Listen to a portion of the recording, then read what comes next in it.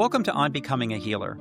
One of the things that has frustrated me is the disconnect between the way in which residents I work with approach patients with chronic pain and what I think we've been learning in recent years about the nature of chronic pain and how it should be managed. It's not surprising that when a patient comes in, for instance, to the clinic where I work with chronic back pain, that there's a sense of frustration. What are we going to do now? This patient has been coming back with this over and over again.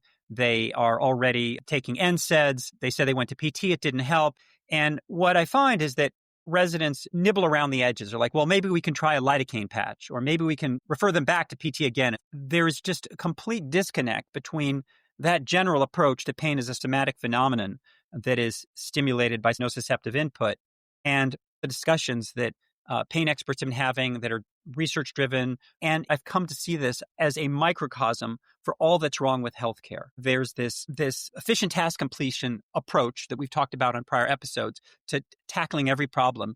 And while that kind of works for some things, like somebody coming in with pneumonia, for instance, it just completely falls apart when you're talking about something as complex as chronic pain. And I have the good fortune of having a co-host, Stefan Kertesz, who happens to have made this his life's work.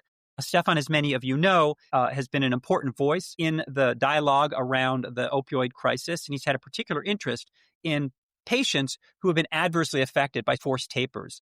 In fact, as far as I know, he's the only person doing a study on suicide as a consequence, potentially, of the forced tapering of patients on opioids. So as I do from time to time, I want to turn the microphone on my co-host, on Stefan. One of the things, Stefan, that I've heard you say is, quote, I still think that the policy world is, quote, addicted to opioids. You've also said the dialogue still seems frozen around what we are saying about opioids and not what we are saying about the care of patients. And then finally, you've said authorities who could influence pain care for the better remain obsessed with opioids and telling us what not to order, but not what to do, or not how to actually approach the care of these patients who are suffering. So first of all, Stefan, I want to welcome you onto your own show. Yeah, thanks a lot, Saul. It's good to be here. Yeah, so what I'd like to do is actually start with a broad question, which is why do you think our national dialogue around chronic pain remains so frozen on opioids instead of focusing on the actual patients who we are here to care for?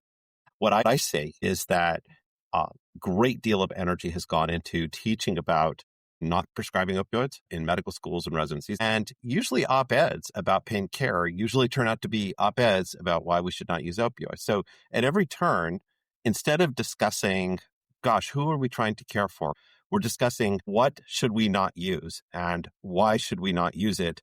And gee, how dangerous it is that we used it. And I feel like that's a very narrow kind of discussion. It's been frustrating to me for years. And so that's how I wound up saying currently the healthcare system is addicted to opioids, but specifically addicted to discussing the not use of opioids.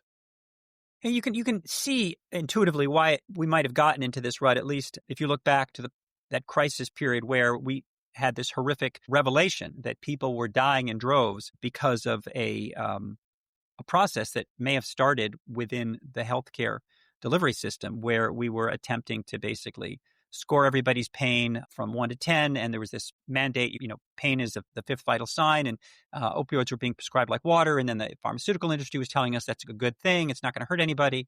And then there's the narrative, of course, is that then sparked this opioid crisis. And so it's understandable that there would have been this focus on trying to just reverse the trend by getting us off this path of putting people on opioids. So can you talk a little bit about that narrative and where we are now?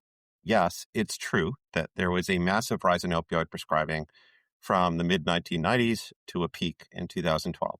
It is also true that physicians were not routinely hearing messages of caution or about the risks of those medications. And so I think the message environment was very biased. At the same time, as much as doctors did prescribe opioids, I don't think that they prescribed them like water. I mean, the prescribing went up, but it's not like most people who walked into a doctor's office for anything were handed an opioid.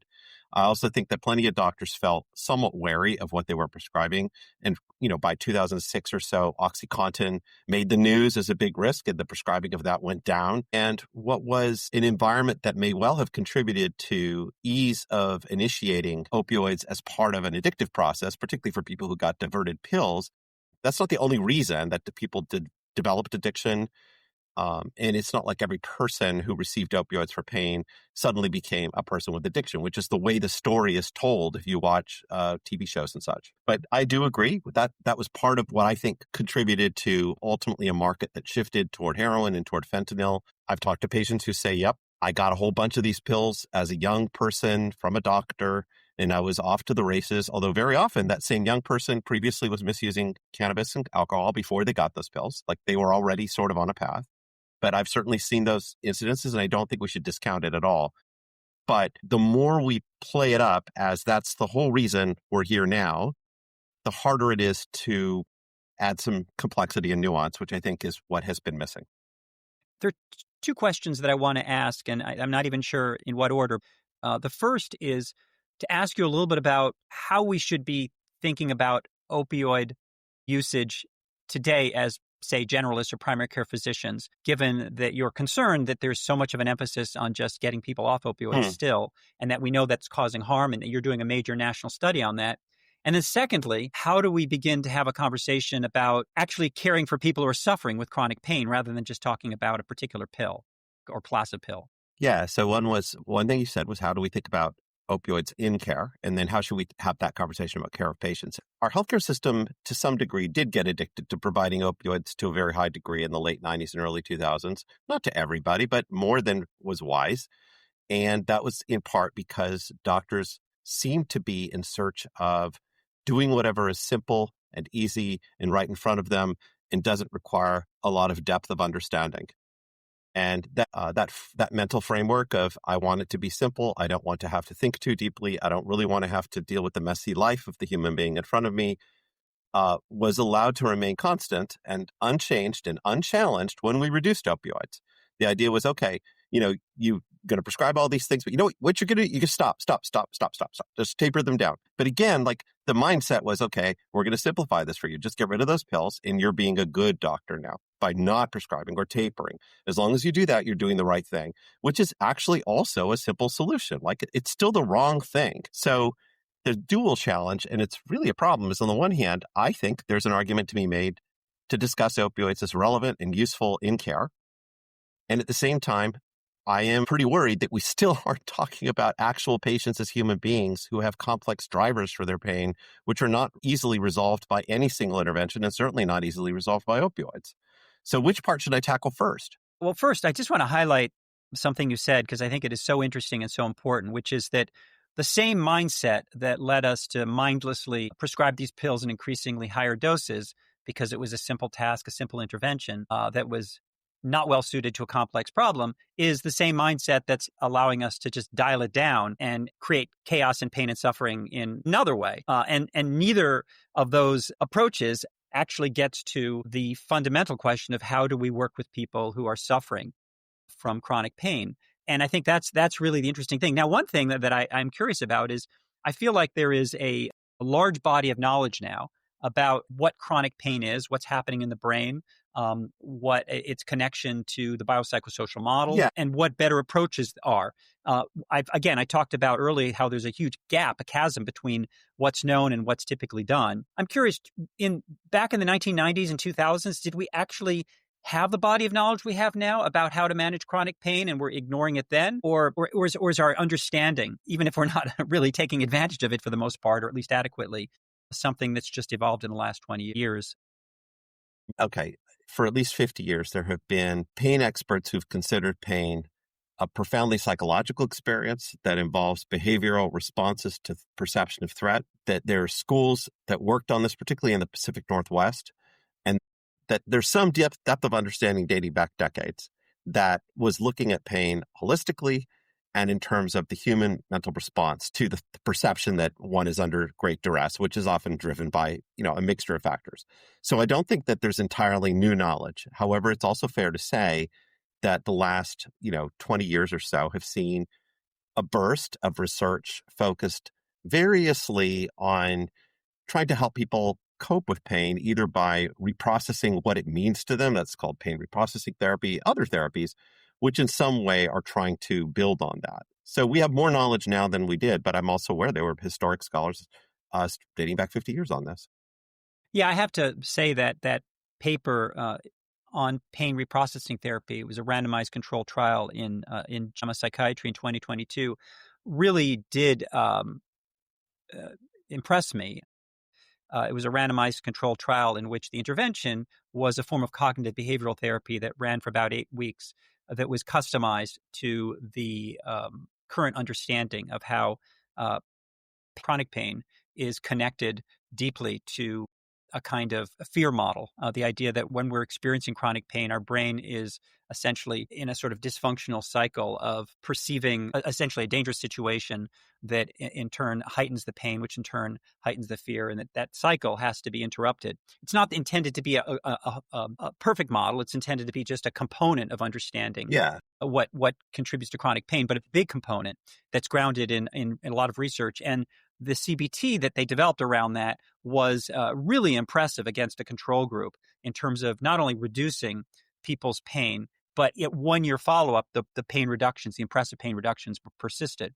And they weren't implying that this was the only approach to pain, but that this approach is remarkably effective at reducing pain. It obviously doesn't involve any pills, but it does involve a relationship with the patient and an understanding of the complexity of how to work with people who are suffering. Yet, despite that study and others like it, we're still stuck in this rut where we're just talking about dosages. So, given that on the one hand are these studies like the one I just mentioned, and the persistent, rather simple-minded approach that you described, what are your thoughts at this point about where we are in terms of our understanding of chronic pain and how it's meant or not, and how that knowledge is being used or not used in clinical care? So, like you, I'm very aware that clinical care is narrow, it's bereft, it's a sequence of I'll refer you to this, I'll refer you to that. There's not a lot of depth of thought about what's going on. The way I actually encourage others to, and I try to think about patients with long-term severe pain myself, and we're talking long-term here, not somebody who's just had surgery, is I kind of think about the potential things that could contribute to the sense that one is suffering. Those can include biological and tissue injuries, which may be recurrent. They don't necessarily stop. They include mental health conditions that one already has, particularly post-traumatic stress disorder, because if you've been traumatized, you're going to be acutely sensitive to the new possibility of trauma. Whether you have social support or you lack it, which is one of the things that can buffer you. I think about, does the person in front of me have a current or a previous substance use disorder? Are there medications that might have dependence effects and might interact with their experience of suffering every day? Those might be the opioids themselves, but they could be any other medication. I then consider their level of ability or disability. What do they need to get done each day? And what is it hard to get done each day? I ask myself about health system trauma and distrust, because whatever I'm going to do, particularly for somebody who already has disability and long-term pain, and whatever I'm going to propose is going to be run through a filter on the patient's end. And they're going to say, can I really believe you? Can I really believe that you're there for me? So health system trauma, which we really cause a lot of, and distrust is part of my evaluation of somebody with long-term severe pain. And then whatever decision we're going to make, the decisions are going to be influenced by what are the other medical concerns this person has at this very moment in time that we also have to address, whether they're having chest pain or they have diabetes the day I see them. How much time do we have to work with? And what already was tried by others before, and did it work or not? I think of these as a cluster of factors that are going to weigh on the decision of how we help them think about their own pain and what we can do. That is my matrix for thinking about this. And I don't see it happen very often in clinic when I'm precepting residents, and I don't see it in notes when I read notes written by other doctors. I see them writing, what you said, back pain, already had MRI, tried lidocaine patch, add gabapentin. Yeah. It's really hollow. It's like, wait, all the things that you should think about are missing there. When you were just giving me a concise overview of your approach, I think what you didn't say, and I just want to add it because I think it's there for you, is that this is all done with engagement and caring. And Yeah. yeah, I just want to emphasize that I hope that when I walk into a room to see a patient who has chronic pain, and let's suppose it's a patient with chronic back pain, for instance, the most important thing for me is just the connection itself. Is just to Yes. sit down and just talk with them a little bit about what they're going through, and to listen.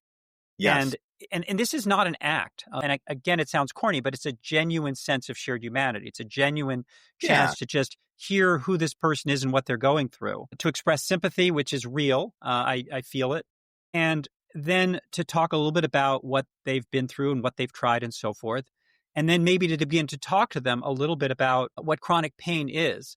And I think this is where we get into a sticky area, because the last thing people want to hear is it's, quote, all in your head. My goodness. And yet, our understanding of pain, not just chronic pain, of acute pain, is that it is in our head. That is not intended to be a put down. If you stick your finger in a fire and it burns, a signal goes to your brain, and your brain decides that this is a very bad situation and that it needs to do something about it, and it generates a pain signal in your brain. And similarly, if you have chronic pain, the pain experience is generated in your brain. Now, there are different sets of pathways, but in both cases, you're experiencing genuine pain. And so I think in some way, we've done a disservice by sort of telling people over decades that there's sort of real pain and then there's pain in your head. Oh my when God. in fact, Yeah. and that's just gotten so solidified that patients will just be, Doc, what are you telling me? Are you telling me this is all in my head? And so I think this is one of the challenges that we have. And honestly, I think residents, and I don't mean to pick on them, but those are the people I walk into exam rooms with, have to some degree this idea that that there's the pain you get when you break a bone, and then there's this very frustrating situation that's every day where patients come in and they're complaining they're in pain all the time, and there's nothing we can do about it. They create a dichotomy. They don't. Exactly. We teach the dichotomy. It's not that they Yes. create it. What you said at the beginning is that this conversation doesn't work unless you actually care about the person in front of you. So it's hard to fake genuinely caring for a person in front of you. But if you are really genuinely interested in their life experience and what they've been through, then the conversation about what is impacting your suffering at this time, whether it's a mixture of physical stuff, social stuff, financial crisis, or distrust of this very building that we're doing the care in, all those things are on the table and are easily on the table if the patient believes you are a trustworthy person who actually is genuinely there for them. And none of those things really work very well if the patient is not convinced that you are on the level. Absolutely. And I think that in many ways, our approach to managing chronic pain is sort of a litmus test for the kind of physician that we are. Because in a sense, our patients always need us to care about them and to walk into the exam room and be interested in just what's going on with the person in front of us. But we can, to some extent, quote, get away with not doing that for a lot of things, right? If somebody comes in with strep throat, and as long as they walk out with a penicillin prescription, it's probably okay. But the fact that it's causing them to miss work, that's creating stress in their relationship with their spouse, that their boss isn't happy about it, if that's something that comes out during the visit because of the way we present as caring people, that's going to be a better visit for them. And it may actually change the way in which we approach the care plan. But if none of that happens and they walk out with penicillin, at least that's probably good enough. Probably pretty good enough. But when somebody comes in with chronic pain, if we're basically efficient task completers, and that's the rut we're stuck in, and it's either opioid dose up or opioid dose down, or, let's try a pain patch or whatever, or refer them to somebody else, it's failure. And I think that's really, unfortunately, where we are, and where talking about it is something that I think is critical, even if it involves maybe pointing some fingers. And one of the areas I want to point at is the American College of Physicians. And it came up in a conversation you and I had before we turned on the audio recorder. It was something that we talked about. They actually put out a position paper last year in Annals of Internal Medicine. And I'd like you to talk a little bit about that position paper. It had to do with measure care. Yeah, how to measure performance in the care of patients with chronic pain. And I'd like you to just say a few words about what they decided was important and what they decided was not important. So, in principle, a performance measure is a way of assessing either the care provided by a doctor or the care provided by a health plan, sometimes even a bigger unit than that. It's the thing you can measure, and where, in theory, if the measure goes in one direction, the entire care plan is doing generally better, or the doctor's doing better. And if it goes in another direction, it's worse. So it's a little bit different from a guideline. But performance measures are very, very incentivizing, because once they exist, entire health plans and doctors change their practice in order to ace the metric as best they can. And they also represent usually consensus of very powerful groups. And what really got my goat last year is that the American College of Physicians issued a set of recommended performance measures for the care of pain. And here are the performance measures that they endorsed. One was the use of imaging for low back pain, specifically at the health plan level. They want to see less imaging. The next was use of opioids at high dose. Specifically, they want to see less use of opioids at high dose. There are a few others that had to do with opioids from multiple prescribers, opioids and benzodiazepines, and all these things. They want to see less of them. And then the one thing that they gave thumbs down on was a measure of patients' experience of receiving desired help for pain. They're like, nope, we're definitely not going to support that. So first of all, even though this is just a performance measure and not a guide for all of care, it still is an articulation of values. And, to have a big red thumbs down, which is what they have in the paper on patients feeling helped, sends a real signal, particularly when everything else is actually an instruction on what not to do rather than how to help a patient. It's pretty shocking if you think about it. Here is a leading physician organization actually saying we definitely are not interested in whether patients feel that they're having a positive experience in terms of the help they're receiving managing their pain. And then they have one reference. It's reference 17 to justify that. And so I was like, okay, I really need to go find reference 17. And it's a paper that was published in 2017 that has the title, Patient Expectations for Management of Chronic Non-Cancer Pain, a Systematic Review in the journal Health Expectations. So I went looking for it. Is this going to be some study that just says, after, looking at hundreds of papers, we've definitely concluded, do not listen to patients when they tell you that they're not happy with the way you're managing their pain. And that's not the way I interpreted that paper. In fact, what they do is they start by saying there are different definitions of what we mean by patient expectations. And they distinguish in particular between two kinds of expectations. One is what they refer to as ideal expectations, and the other is what they refer to as predicted expectations. Ideal expectations are what a patient will say would be fantastic if their pain could be managed that way. And they basically say they would love to have complete relief of their pain. But they also acknowledge that that's not what they expect. And what they found is that expected expectations, which they also refer to as predicted expectations, are far more modest. And they basically said that when we work with patients, we have to really work with their expected expectations as opposed to their ideal expectations. And in fact, they conclude by saying in clinical practice, it is important that predicted expectations of the patient are known to the treating physician and discussed rather than just ideal expectations. So nowhere in that paper did I see or would I have drawn the conclusion that they're saying that we should not be valuing patients' expectations for the physician's management of their chronic pain. So I'm left wondering why the ACP felt that they needed to put a big red thumbs down on what they call consideration of patients' experience of receiving desired help for pain. Yeah. I mean, and I think we should want to know what patients' experience of receiving desired help for everything we see them for is. That doesn't mean that it's the Bible. If you're a fundamentalist, it doesn't mean it guides every single thing you do. But I would want to know, if it's okay, I'd like to cycle back to the problem with ACP endorsing a quality metric for health systems that's related to opioids at high dosage.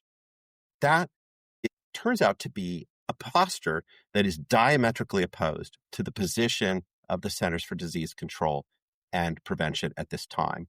And the storyline is as follows. At one point in time, we recognized that there was a correlation that might even be causal in some instances, that prescribing opioids at high doses as a routine matter was often not paying off in terms of well-being. Not that it never paid off, but it often wasn't. And it usually did involve some level of increased risk. And in the ideal, setting up a plan-level measure that says, hey, we'd like to see the overall number of patients on very high-dose opioids be something you eventually get down over time, seemed like a reasonable proposition. And in 2017, some of the major organizations that guide healthcare did that. Even the Centers for Disease Control and Prevention put in a bright line 90 milligram threshold in their 2016 guideline. But at the time that they did that, many others of us were worried that once you set that expectation, given how poorly physicians engage with patients around this issue and many others, they were going to ace the metric by reducing opioids in all instances without care for individual patients and without understanding what was going on for them. And sure enough, that is exactly what happened. And in fact, there then flowed many, many individual stories of patients who were deeply traumatized and harmed. I heard of patients who were harmed. I saw a patient shortly after he shot himself because his opioids were cut off. And beyond that, there were large studies that showed that there was a correlation that looked like it could be causal in some instances where stopping or reducing doses was followed by significant harms of all kinds to patients, ranging from loss of continuity of care, meaning leaving the healthcare practice, loss of control of medical diseases, sometimes mental health crisis. And I'm not saying every person had these happen. I'm not that naive. Some people wanted the reductions, or they said, you know what helped me? People are diverse, but there was a lot of harm. And eventually, after all of this, the Centers for Disease Control Prevention, its revised guideline of 2012, guidance and statements they issued in the subsequent years is, you know what we should not do? We should not have a quality metric that's based on dose. And in fact, in early 2024, there was a meeting of a big group that advises the government on quality measures for the Medicaid program. And in that meeting, both the author of the CDC's guideline and a few other people, including myself, said, please get rid of this measure of quality. This measure of quality based on high dose has proven detrimental in practice. It has no place in measuring care. And the group that was listening to heard it and voted and said, let's get rid of it. Yeah, I just want to draw a direct connection between what you've described and the ACP's total disregard for patient experience of receiving desired help for pain. Because if you are a physician who looks at the ACP guidelines and says, okay, so what the patient thinks doesn't matter. I'm not comfortable with the fact that they're on X dosage of an opioid, and I'm just going to cut it back. I'm going to cut it down, even though they're not happy with it, even though they say it's going to, ruin their life. Honestly, that's not what matters. What matters is the performance measure that says that I need to get this number down, and that's actually what I'm being incentivized to do.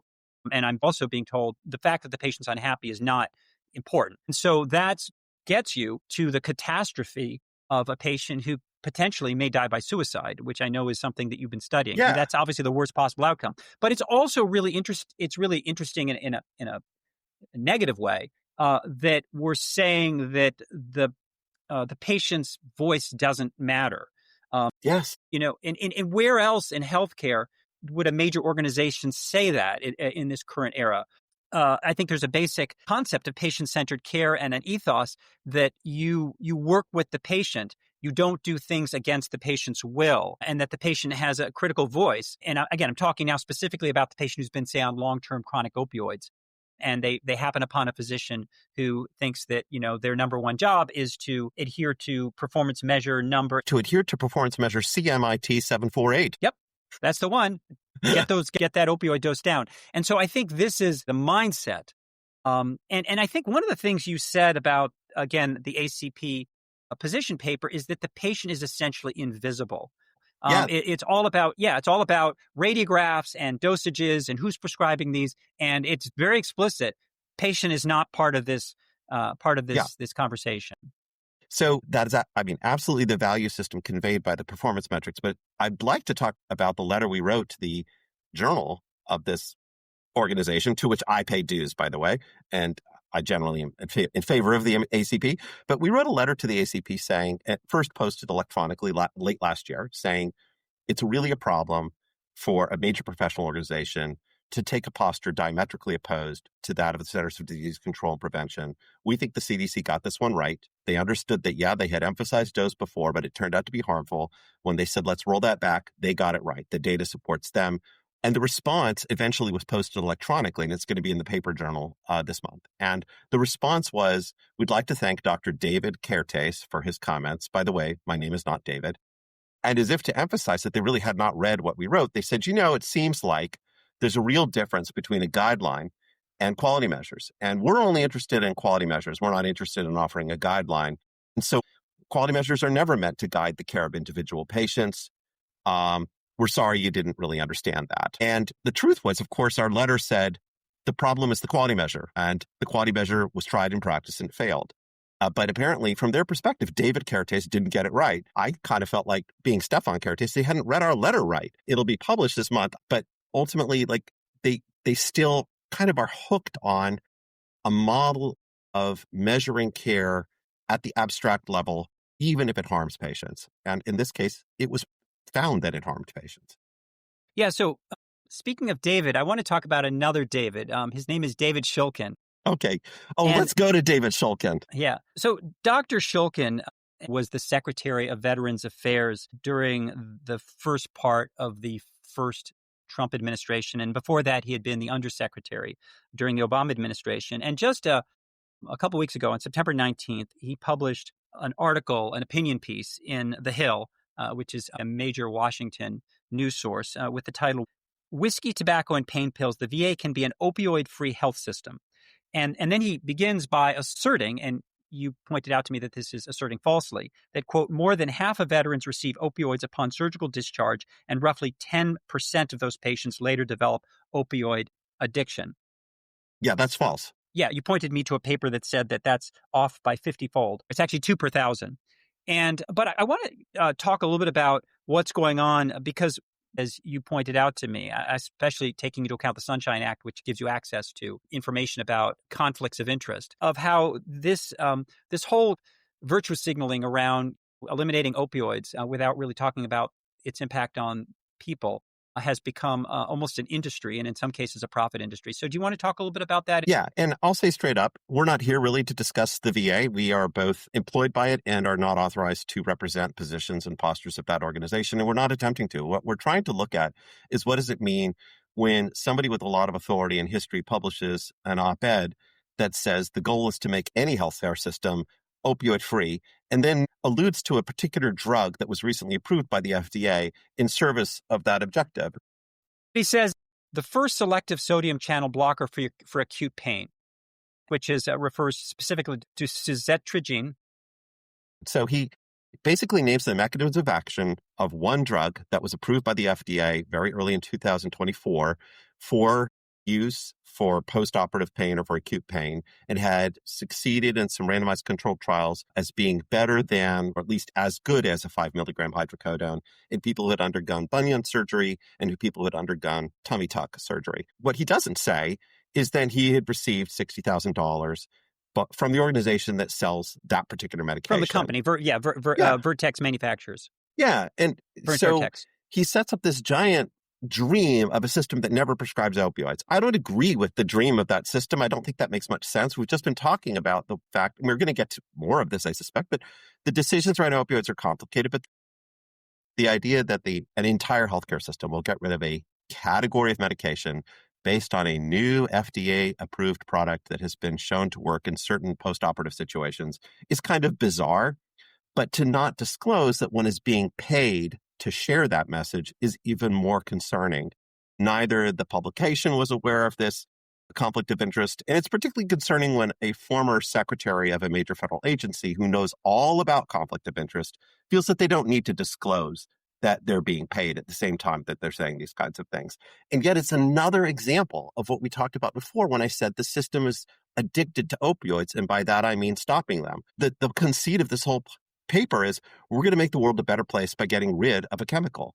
That is really not how we make the world a better place. It's really not how we help individual people. Yeah, and so what's challenging about this conversation is, on the one hand, of course, opioids have caused harm, devastating harm, and at the same time, the obsession with just talking about that class of drugs and how to get rid of it reflects the same problem that got us into this crisis in the first place, which is not thinking about the nature of suffering in people with chronic pain and how one can function as a healer, to borrow a word from our podcast, in helping people cope with the impact of chronic pain on their life. And the fact that there's this persistent erasure of patients in the conversation. Yeah. Whether it's the ACP or whether it's a public figure who has run a large healthcare system and who just keeps coming back to this boogeyman. So the question is, where do we go now? And I think there are 2 issues. One of them is very concrete, which is, where, in your view, do opioids fit into the current management of chronic pain? What should we be telling physicians about opioids and chronic pain? And then the second question, which is a much bigger one, is where do we go from here to really switch the dialogue from talking about these efficient task completer interventions, whether it's slapping on a new pain patch or referring somebody for an injection in the back, to How do we train physicians who can engage with people who are suffering and who can partner with them in ways that get to the deeper challenges of managing chronic pain? But let's start with the first one. Let's start with Yeah, this totally. opioid issue. So first, what I would say is for somebody who has significant long-term severe pain and disability, which is a subset, the first element means you have to learn everything that's going on with them up front. And it's this whole wheel of issues that I described at the beginning, from what might be ongoing tissue injury to whether there are social supports or not, to whether they have a disability or not, to whether they even trust you or not, and to what was tried before. You have to learn all those things to make a plausible recommendation. And when I am considering what I am going to offer a patient, it's going to be based heavily on those things. If a person's already on opioids, I'm not going to start with opioids are bad. If a patient has never been on them, I'm not going to start with I'll never prescribe them, by the way. I'm going to start with, gosh, let's consider the full range of things we could do here that have some chance of helping you, whether it's a medication that is not an opioid, whether it is a non-pharmacologic form of help, which might be physical therapy, which, if it's rightly done, can be very helpful, or other physical interventions, or it's a cognitive intervention of some kind that would help someone, or maybe it's a combination of the three. A lot of these things are going to be geared toward helping a person adopt behaviors that they might have given up before, like getting out of the house, going to groups, being involved.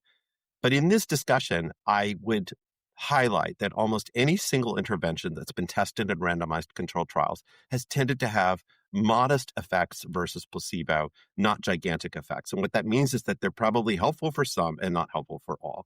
And that includes opioids. Now, given the downsides and given the limitations of the randomized trial data, particularly for long-term use, they're probably not your first, second, or even third choice. They might be your third or fourth choice as part of a package that you're working on in partnership and negotiating with each person in front of you that relates to what they can actually do and what they can actually deal with. But in terms of evidence of opioids, well, there is a reasonable body of randomized controlled trials that were submitted to the FDA, which suggests they have some helpfulness for pain that is chronic. And yet those trials typically conclude by between 6 weeks and, 20 weeks or so. And then there are long-term follow-ups of patients who have been in those trials, where anywhere from 32 to 42% of those patients seem to have an enduring benefit from their perspective without an increase in dose over time. That doesn't prove that every such patient would have done worse if they had not received opioids long-term, but it does suggest there's a group that may be benefiting over time. The other thing I'll point out is that one of the most commonly cited papers to suggest that opioids are no better than Tylenol, which is typically the way it's misquoted, is from a trial that compared two groups of veterans who consented to be randomized for a 1-year trial. And one arm of the trial received a whole bunch of different therapies that built up over time with low-dose opioids as the final option. And the other arm of the trial received aggressive opioids with dose increases. So in these two arms, they were followed for a year, and roughly the veterans in both arms did about the same and had about 60% improvement 1 year out. Does that mean that aggressive opioids were inherently better than this other approach? Nope. Does it suggest that opioids have absolutely no benefit? No, probably not. At least among these people who randomized to be in the trial and wanted to be randomized, they said their pain was 60% better at a year. There is some contestable evidence that you can say, look, there's probably some benefit for some people, and I would not take that off the table. And certainly when someone is in extreme distress and can't really even participate in any of the activities you would do, whether it's cognitive or behavioral, to help them, you're going to have to reduce that distress just to engage them in care. And sometimes if pain is a highly distressing experience in your brain and it's distracting you from participating in care, sometimes you have to treat the pain in the brain. And it turns out that opioids do go to the brain. Yeah. So I think that as a non-addiction specialist, I think there's sort of two messages I get from you. One is that if you inherit a patient who is on chronic opioids, even at relatively high dose, and they're functioning well and they've been on a stable dose for a long time, don't, with rare exception, taper them against their will. Yeah. There's rare That's exceptions, the first but they are rare. There are rare exceptions. I can imagine a situation where you are very concerned a patient is in danger. Let's suppose they're on remarkably high doses. They're also taking benzodiazepines and they don't want to go down. There may be a situation like that where you might feel like this is not safe. But I think the point here is, regardless, you're not discounting, you're not putting a red thumbs down on the patient's experience, taking it very seriously in all these cases in your decision making. And in only rare instances would you go against the patient's will in tapering them down. That's the first thing. The second thing is, would you ever start a patient with chronic pain on opioids? Yes. And I think what you're saying is it wouldn't be your first, second, or third, or maybe even fourth choice. But Yes. what you might do is in a patient where you have a relationship-centered approach to care. And I won't read the whole case because it's too long, but you did share an example with me recently of a patient who you've been working with for a long time. You've tried a lot. And again, and this was a good example because this is a patient who had substance abuse issues, who had cocaine issues. So this is the kind of patient who many doctors would be like, I ain't going anywhere near giving this patient opioids. But after a multimodal approach to working with this patient who had a lot of psychological issues as well, you made a decision to put them on a low dose of hydrocodone. And in the context of a relationship, and it turned out to be quite helpful for this patient, right? After everything else had been tried. So I think your point was that you were willing to do that because it was in the context of a complex multimodal approach to pain. And it did actually help the patient considerably because according to them, right? Which apparently some people don't think is important, but according to them. According to people who watch the patient, like I see the patient in the office, but I work with a team of people who actually go to patients' houses when they're formerly homeless. They actually go and see how they're doing. And in the case of the team I work with, they actually had to go to where this 74-year-old person was working, helping fix cars, to find him one day. Like, they're like, this is an improvement. The guy is 74. He's pretty significantly disabled. And what he wants to do is do detailing work on cars and help fix cars at that age. He's probably doing okay. Is everything perfect? No, it's not. Do we still worry about the prescriptions we're offering? Yes, we are. But is he doing better? Yeah. So I don't see a role for saying they're never to be started. Yeah. So I think where I want to kind of perhaps end the conversation is to talk about how we as a profession fail in a way that is more fundamental when it comes to caring for patients with chronic pain because of a problem we have in our whole approach to care, which is the efficient task completer mindset. Yes. That there is no place where we do more harm, I think, as efficient task completers, which are, we've become sort of cogs in this machine where we're interacting with a computer, where we're, looking for what order do we place, who do we refer to, et cetera, so we can move on to the next issue or the next patient. There's no part of medical practice where that is more harmful than in patients who are suffering because of chronic pain. And so the solution has to involve thinking about the whole nature of the way in which we train people to practice medicine, and also the environment in which they practice, where there is so much pressure to essentially be a profit driver, to basically do procedures and refer patients on. Now, I will say, for instance, again, you and I both work within the VA system. I also work outside the VA system. That the VA system does, in actually some fundamental way, care about the whole veteran in ways that I often don't see outside the VA system. And there are integrative health opportunities for referring patients. One that I wish we had, I haven't seen pain reprocessing therapy within the VA. Yeah. At least, it really, in my view, captures this holistic approach where a caring professional works with the individual to identify the way in which pain is connected to fear and anxiety, and is able to have a long-term benefit on that patient's pain experience and on their function. And I also know professionals in the VA, and there are not nearly enough of them, who have this deep understanding of chronic pain and how to approach it and how to focus on function and how to really work with patients that takes into account our understanding of the chronic pain brain model. But there aren't enough of them. And also many, if not most, primary care physicians are still functioning with this somatic pain model, nociceptive model. And I can definitely say that we're still, for the most part, training residents in that extremely outdated approach. I think that the simplest thing I do say when I am in a teaching situation is to show people the wheel of considerations that go through my mind. So I might start out a conversation, tell me what's going on for you. Tell me what concerns you have had about your care before and what you're hoping we might accomplish here.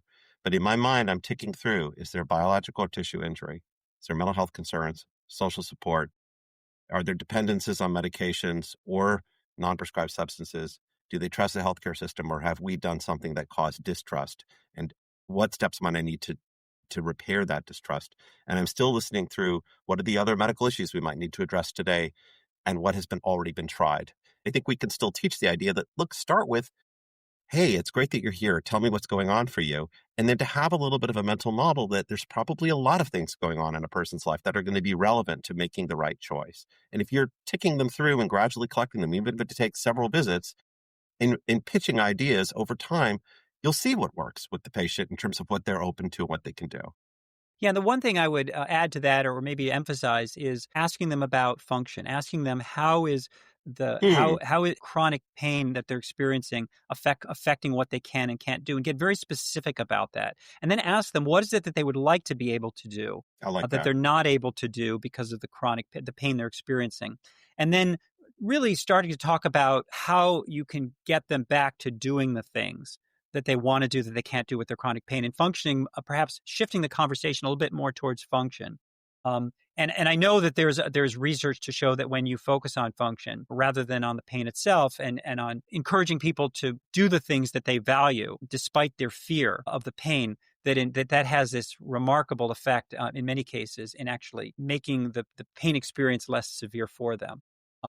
And so I think those are holistic approaches to working with patients that are just non-aligned with what order do I place, and the general impatience and frustration that is so commonplace now, unfortunately, given the kind of industrial model that we have for the way healthcare is practiced. And I will also say that one could have the impression that the approach that we're advocating for is incredibly time consuming.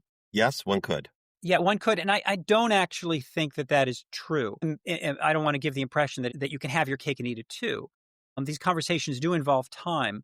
But I think that when you walk into a room and you care about the person who is suffering, and you let them know, that you are going to be with them on this journey, and that it's not going to necessarily be solved in the first visit, that it doesn't necessarily mean that this is going to be like a 4-hour visit. In fact, my experience has been is that you can see patients they look visibly relieved when they see that the physician cares about them. Um, that this is not going to be an antagonistic visit, which is what they're so used to. They're so used to being stigmatized, to feeling like that there's going to be immediate suspicion of them, that they have some sort of ulterior motive. That as soon as they realize that that's not what's going to happen, you see this calming effect. And not all of them. Some of them have had so much negative experience Yep. that you don't get that right away. Nope. But I think that it's one of those situations where even if the patient doesn't necessarily respond positively up front, that you can set clear boundaries and say, look, I know that you've had a lot of really bad experiences. I'm certainly going to work with you on this. We're not going to solve this necessarily today, but I'm here and we're going to do this together. And that becomes the beginning of a relationship, and that's the way in which you frame this. I think that is an approach to patient care that we're not teaching, we're not modeling, and that in my experience, many trainees it's just alien to them. Yeah. And I think that's really where this conversation needs to start as educators. I'd like to offer a closing remark, which is to remind myself, but also our listeners, that we've had episodes a few years back on boundaries. And the boundary that I learned about most from you, Saul, is the part of me that can sometimes be very afraid that I haven't pleased someone right in front of me, as if I need them to tell me, hey, everything is good that you just did. And when we talk about saying to a patient, I'm really here for you and I want to be helpful and I care about what you're going through and I want to understand it, and we may not solve it all today. At no point in that story do I demand that the patient make me feel good that I did a great job that day. If they say, currently I think you're full of shit, I don't need the patient to make me feel a certain way for me to be engaged and committed to them. That's a boundary. I will worry about, relationships that make me feel good about myself in a few other domains. But when I'm trying to advance someone's health, I want to be totally engaged. But one of the things that's not the patient's job is to make me feel good about myself. Oh, that is so important. When I've informally surveyed residents about the patients they quote like and the ones they don't like, the most common thing I hear about the ones they like is that they get positive feedback from that patient. Sure, we all like that. I mean, I like candy too. But I do think that is very problematic, because when somebody is chronically suffering, they are grumpy, they're unhappy, they've been stigmatized, they have distrust, and to expect them to respond positively all the time when finally a physician cares about them is expecting the impossible.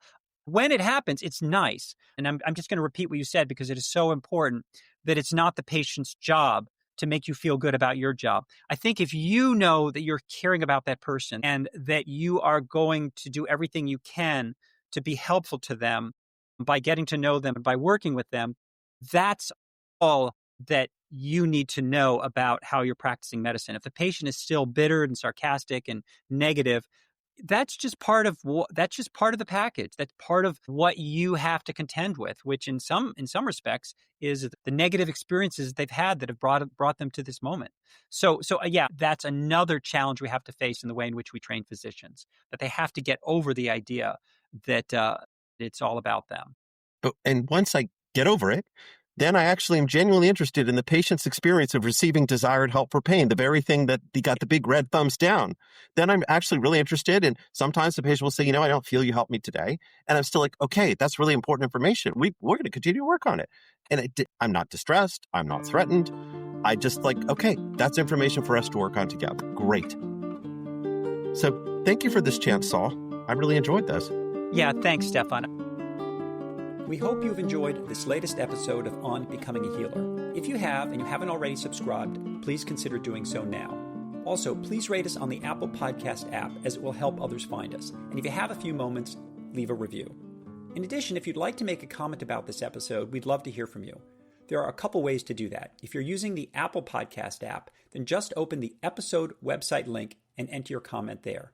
Or you can directly go to the website contextualizingcare.org, select the podcast tab, and then scroll down and click on the episode.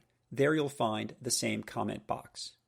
Finally, you can always reach us at onbecomingahealer@gmail.com.